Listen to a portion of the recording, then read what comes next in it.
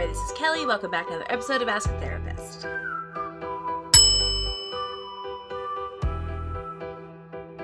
Today we are going to spend our time talking about bisexuality. Yes, that's right, the video you've all been waiting for. Maybe. So there's people out there today who feel like the term bisexual is just outdated and really not super necessary anymore, which makes a lot of sense because the term bisexual does go back to the days where people were either gay, straight, or bi, and those were kind of your options for labels.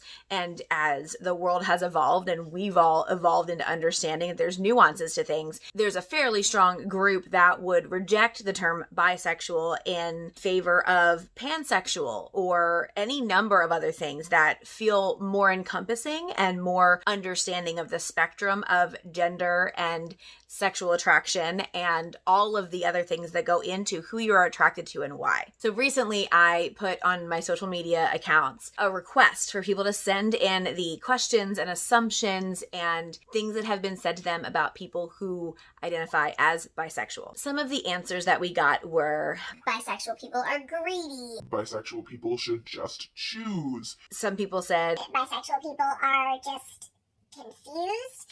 They're going to make up their mind whether they're gay or straight, and then the bi part will go away. And that leads us into Bi-erasure, which you're also going to talk about, but a little bit later. So to start out, there's this really great website called bi.org. I'm going to read the definition from that website to you to give you a little bit of an understanding of what we're dealing with. So under their Bi 101 series, they use these bullet points for definition of bisexuality. In the scientific language of sexual orientation, bisexuality encompasses both heterosexual and homosexual attraction or behavior. They go on to say that to break that down a little bit depends on the person's culture and background, and these are the bullet points that they then use in order to explain how that definition would pan out differently depending on context. It could mean attraction to men and women, attraction to same and other genders, attraction to all sexes and all genders, love which goes beyond gender, and attraction regardless of sex or gender. The problem that I see with using the term bisexuality at all is it has the word bi in it, right? So bi means two. We talk about things in general world as being binary, ones and zeros. That's how things are. You get two options, and that's how we have understood sex and gender and sort of melded the two of those things together and just assumed that that just worked for everybody.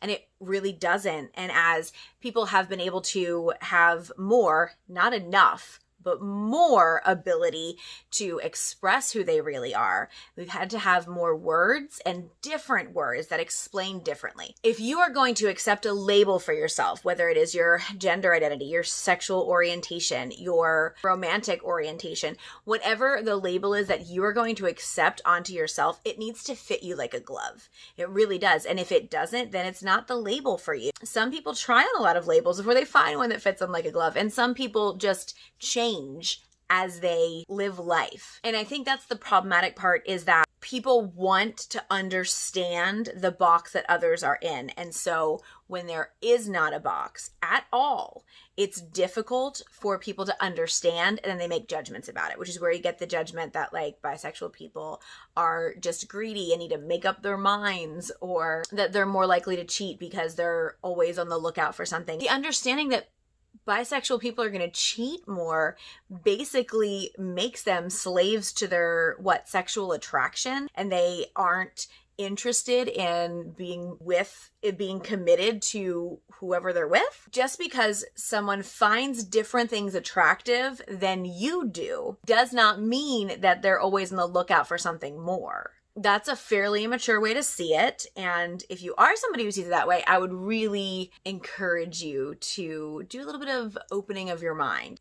I have seen labels used in really negative ways sometimes. I've sat with people who have told me that their daughter has come out to them as bisexual, and they're very sure that it's just a phase because now she's dating a boy and it's, obviously not something she's sticking with. You don't have to check it out to see if it's something you like.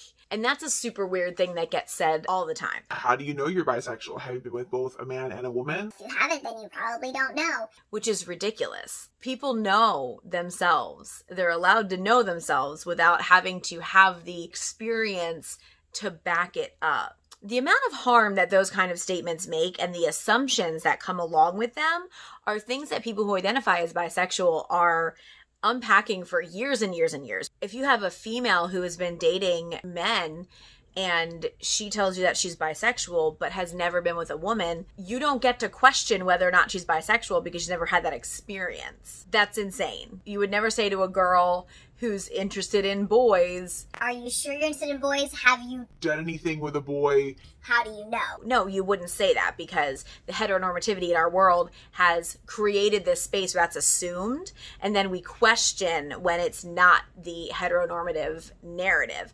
And that's very damaging to people. It's also very confusing to people who end up accepting the label and the identity of bisexual. If a woman is bisexual and she marries a man, that does not make her no longer bisexual. Your partner does not determine your orientation or identity. You are individual from your partner. There are labels that can apply to a relationship that some people might accept that do not match. So for instance, two bisexual women can be in a lesbian relationship because the relationship is two women. Make sense? The problem is when people try to put the expectations on these identities and keep people in those identities. And for a lot of people, bisexuality does not make sense. Bi-erasure. This is a phenomenon by which people's identity as bisexual is erased either from history. Got many famous people who identified as bisexual, and conveniently only the heterosexual relationships from these people get any kind of press time or book time or, teaching time. I don't know if you've ever watched Buffy the Vampire Slayer, but a great example of this is Willow. I always have loved Buffy the Vampire Slayer. Shocking, right? She turns out to have a very strong, very intimate relationship with another woman. She also had a very strong, very intense connection and relationship with a man prior to that. And at one point, after she is with her new girlfriend, Tara, she makes some kind of comment to Buffy about, hello, gay now. I just felt like that was such a missed opportunity. The implication of that was that her relationship with Oz, the boy, was a stopover on her way to being gay, or that she had to pick one or the other. Like, why couldn't she identify as bi? Why couldn't that be a thing? Because it doesn't really negate either relationship at that point. And as a fictional character, I feel like we can put those kind of expectations on them, right? Because that's part of the problem, is that in society in general, when people identify as bisexual and they end up either in a same-sex or a heterosexual relationship, they're not bi anymore. And that's not true unless they themselves say it.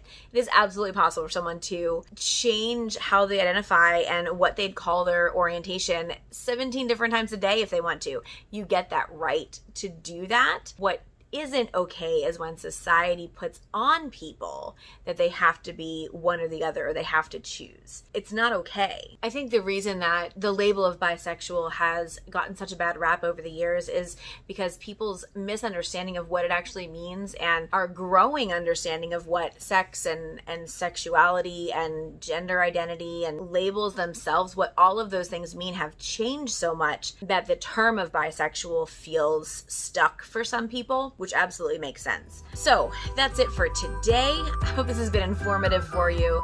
This was our overview video, so I'm looking forward to hearing in the comments or over my social media platforms what other things you want to hear about bisexuality, and maybe even share some stories about how you understood your label or your identity or your orientation. How did you realize who you were, and how did you live into that? I will see you next week. Until then, have a good week and take care of yourselves and each other.